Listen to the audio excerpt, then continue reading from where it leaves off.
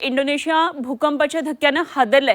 इंडोनेशियामध्ये भूकंप झालाय आणि पूर्व इंडोनेशियामध्ये 7.8 रिश्टर स्केलचा हा भूकंप झालाय। मोठा भूकंप आहे आणि या भूकंपाच्या धक्क्यानं इमारती सुद्धा हादरल्याचं पाहायला मिळतंय। मलेशिया, फिलिपाईन्समध्ये त्सुनामीचा इशारा देण्यात आलेला आहे। मोठी बातमी आहे भूकंपासंदर्भातली। इंडोनेशियामधला भूकंपाचा हा धक्का आपल्याला या दृश्यांमध्ये आता पाहायला मिळेल। जमीन हादरली आहे आणि दुकानांमधली अंतर्गत दृश्य आपण पाहतोय। रॅक कसे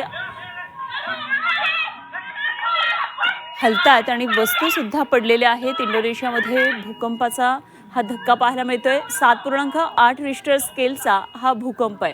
भूकंपाच्या धक्क्यानं इमारती सुद्धा हादरल्याचं आपल्याला पाहायला मिळतंय। तर मलेशिया, फिलिपाईन्समध्ये आता त्सुनामीचा इशारा देण्यात आला आहे।